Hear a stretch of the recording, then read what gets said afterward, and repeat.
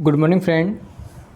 Golden education class में आप सभी का हार्दिक स्वागत है, अभिनंदन है कि आज हम लोग एनसीएफ 2009 की बात करने वाले हैं, जो C TET, UP TET, super TET में यहाँ से प्रश्न पूछ लेते हैं।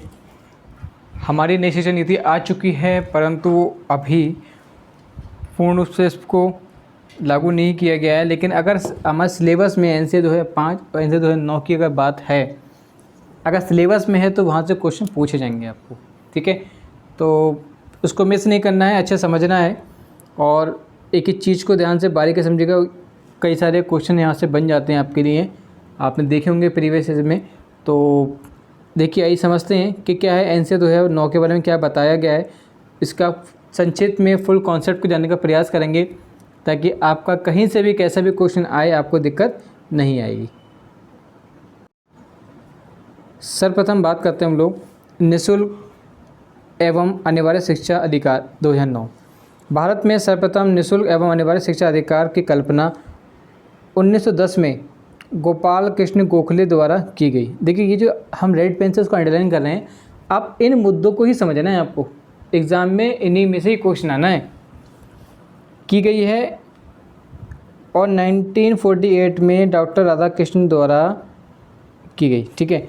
1910 में गोपाल कृष्ण गोखले द्वारा और 1948 में डॉक्टर राधाकृष्णन द्वारा, ठीक है। इन दो चीज़ों को ध्यान रखिएगा। राष्ट्रीय शिक्षा नीति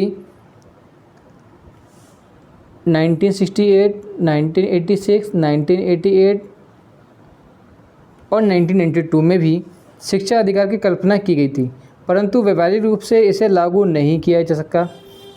तो 1993 में प्रोफेसर यशपाल शर्मा द्वारा तनाव एवं बोझ मुक्त शिक्षा समिति का गठन किया गया, ठीक है। हमने यशपाल जी के द्वारा हम एनसीएफ 2005 के बारे में आपको लास्ट वीडियो में समझा रखा है, तो वहाँ से भी आप चीज़ को देख सकते हैं, समझ सकते हैं, ठीक है। तो ध्यान रखिएगा इस चीज़ को।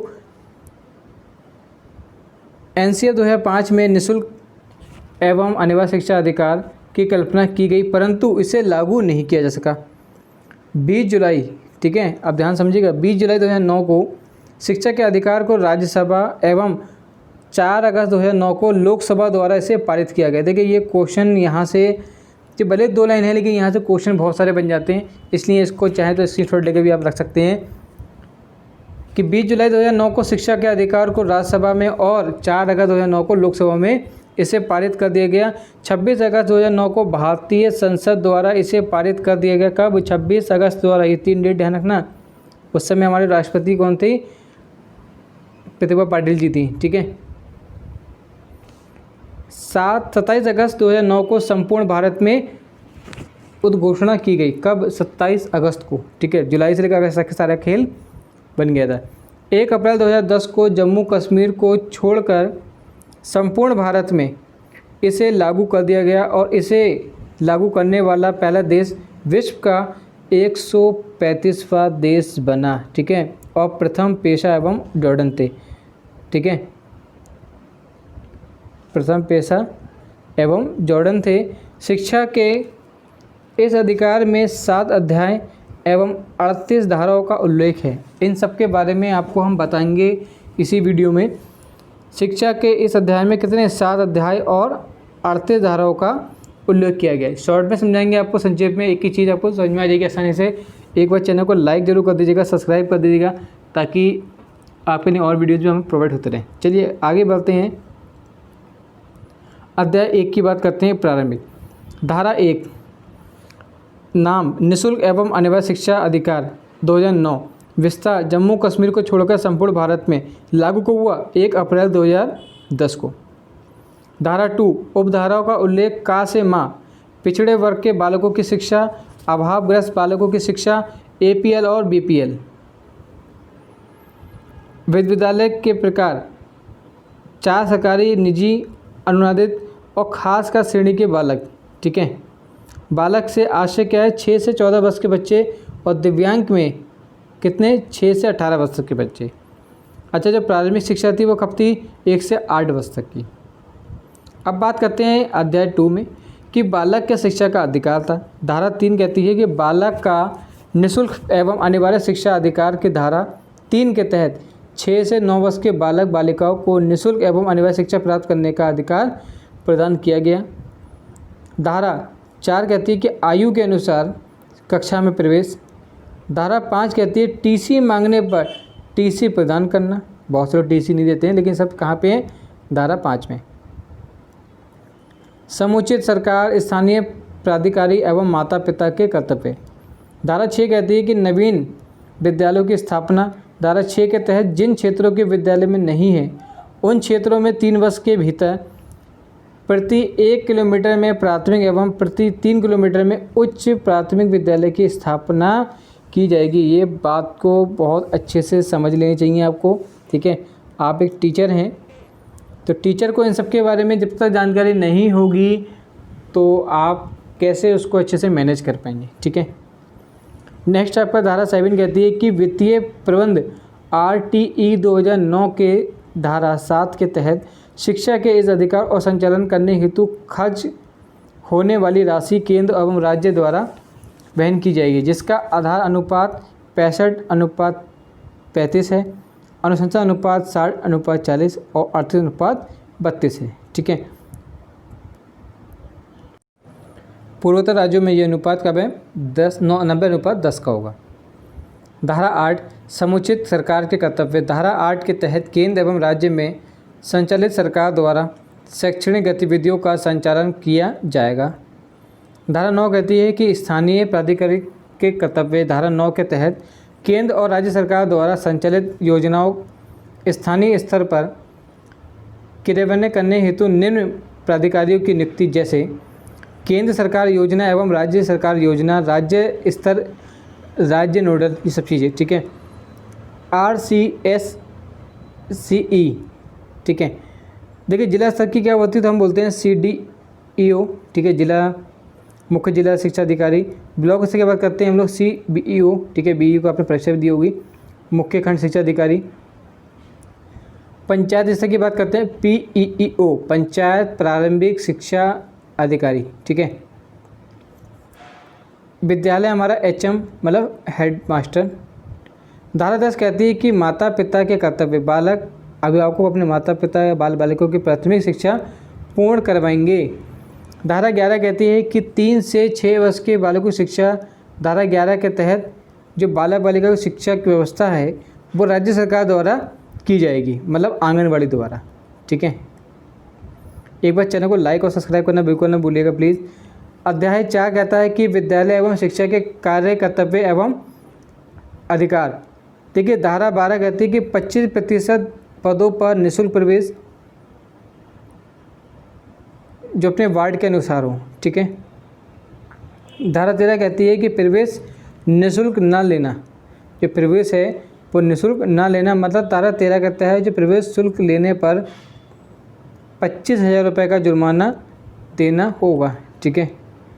आयु प्रमाण पत्र क्या होता है कि किसी बालक के आयु प्रमाण पत्र के अभाव में विद्यालय में प्रवेश नहीं दिया जा सकता, परंतु प्रवेश से वंचित भी नहीं कर सकता। इसके लिए 3 प्रारूप मान्य होंगे: माता पिता का शपथ पत्र, अस्पताल की पर्ची, आंगनबाड़ी का प्रमाण पत्र, ठीक है। प्रवेश तिथि का विस्तारण। धारा 15 कहती है कि मतलब जब प्रवेश की तिथि का विस्तारण अधिकतम 6 माह के लिए किया जा सकता है। धारा 16 कहती है कि कक्षा 1 से 8 तक फेल ना करना। धारा 17 कहती है कि शारीरिक एवं मानसिक दंड ना देना। नेक्स्ट आपका विद्यालय की मान्यता। RTE 2009 के धारा 18 के तहत किसी विद्यालय का संचालन बिना मान्यता के नहीं किया जा सकता। धारा 19 कहती है कि विद्यालय के मान और मानक, मतलब 1A एक प्राथमिक विद्यालय के 1 सप्ताह के शिक्षण घंटे कितने होंगे? 45 तैयारी सहित। ये नहीं कि आप मतलब आ रहे हैं अपना 45 मिनट सब कुछ कर रहे हैं, मतलब आपकी बिल्कुल प्रिपेयर हो चाहिए। एक प्राथमिक विद्यालय के 1 वर्ष में शिक्षण दिवस कितने होते हैं? 200 दिवस होते हैं, ठीक है। एक प्राथमिक विद्यालय में 1 वर्ष में शिक्षण घंटे 800 होने चाहिए, ठीक है। एक प्राथमिक विद्यालय में 1 वर्ष में शिक्षण घंटे कितने होते हैं? 800, मतलब तैयारी सहित। एक उच्च प्राथमिक विद्यालय में 1 सप्ताह में शिक्षण के घंटे कितने होते हैं? 48, ये भी तैयारी सहित होते हैं। एक उच्च प्राथमिक विद्यालय में एक वर्ष में शिक्षण के घंटे पर चल रहे हैं यहाँ पे 1000। एक उच्च प्राथमिक विद्यालय वर्ष में शिक्षण दिवस कितने होते हैं? 220 दिन उच्च प्राथमिक विद्यालय की बात चल रही है यहाँ पर। धारा 20 कहती है कि अनुसूचित में परिवर्तन केंद्र सरकार द्वारा। धारा 21 विद्यालय प्रबंध समिति SMC मतलब RTE 2009 की धारा 21 के तहत प्रत्येक विद्यालय का संचालन करने के लिए विद्यालय प्रबंध समिति का गठन किया जाएगा। इसके अभाव में विद्यालय का संचालन नहीं होगा। राजस्थान में विद्यालय प्रबंध समिति का संचालन 2011 से हुआ है, लेकिन इसकी घोषणा 2009 में की जा चुकी थी। कक्षा 9 से 12 तक के विद्यालय में विद्यालय विकास एवं प्रबंध समिति HDMC का गठन किया गया, जिसका संचालन 2009 में किया जा रहा था। ठीक है। वर्तमान में विद्यालय प्रबंध समिति के सदस्यों की संख्या कितनी है? 16, जो पूर्व में 15 थी। SMC 16 सदस्य होते हैं, इसमें 11 अभिभावक होते हैं, इसमें से एक अध्यक्ष और एक उपाध्यक्ष होता है, एक सचिव मतलब HM हेड मास्टर पदेन है। ठीक है। धारा 22 पर आते हैं कि विद्यालय विकास योजना। धारा 22 के तहत विद्यालय विकास योजना का निर्माण SMC की साधारण समिति के द्वारा किया जा सकता है। धारा 23 कहती है शिक्षकों की योग्यता एवं शर्तें। 24 कहती है शिक्षकों कर्तव्य एवं शिकायतों का निवारण। देखिए भारत जो धारा 25 है वो बहुत इंपॉर्टेंट है कि शिक्षक और छात्र अनुपात। छात्रों की संख्या के आधार पर छात्र और शिक्षक। छात्र 30 शिक्षक 1, छात्र 30 से 60 शिक्षक 2, 61 से 90 अगर होंगे तो 3, उससे ऊपर होंगे तो 4, अगर 121 से 200 तक के होंगे तो 5 शिक्षक और एक हेड मास्टर। ठीक है।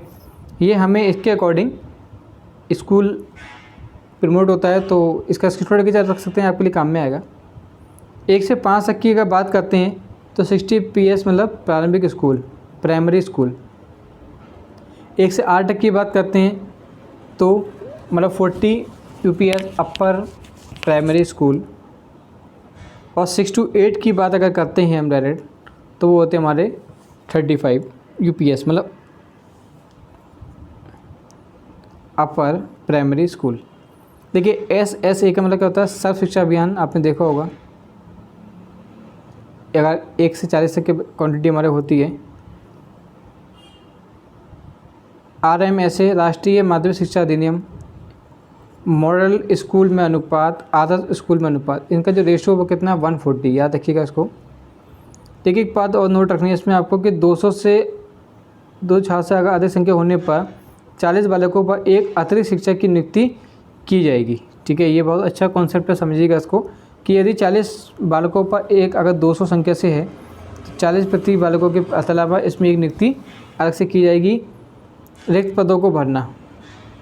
26 तहत विद्यालय के स्वीकृत पदों में रिक्त पड़े हुए पदों में 3 वर्ष के अंदर भरा जाएगा। अधिकतम 10% पद ही रिक्त रह सकते हैं। गैर शिक्षण कार्यों में शिक्षकों की नियुक्ति नहीं, मतलब जो धारा 27 के तहत किसी भी शिक्षक की नियुक्ति एवं गैर शिक्षण कार्यों में नहीं की जाएगी, परंतु चुनावी कार्य, जनगणना, राष्ट्रीय आपदा जैसे कार्यों में शिक्षण की नियुक्ति की जाएगी।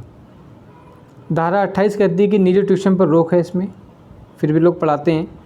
देखिए प्रारंभिक शिक्षा और पाठ्यक्रम अध्याय 5 की बात करते हैं अब कि 29 धारा जो कहती है वो कहती है कि इसके तहत राजस्थान में कक्षा 1 से 12 तक के पाठ्यक्रम का निर्माण किया जाता है। SIERT राजस्थान राज्य शैक्षिक अनुसंधान परीक्षण परिषद उदयपुर में वर्मन में RSCERT राजस्थान राज्य शैक्षिक अनुसंधान और प्रशिक्षण परिषद के नाम से जाना जाता है। ठीक है। SIERT उदयपुर में स्थित है, ध्यान रखना है इसको। इसके द्वारा पूर्व में कक्षा 1 से 8 की पाठ्यक्रम का निर्माण किया गया है। देखिए धारा 30 कहती है कि प्रमाण पत्र प्रदान करना। ठीक है। देखिए शिक्षा अधिकार और संरक्षण अध्ययन 6 की बात चल रही है अब। बालक के शिक्षा अधिकार की मॉनिटरिंग, राष्ट्रीय सलाहकार परिषद का गठन, राज्य सलाहकार परिषद का गठन। ठीक है।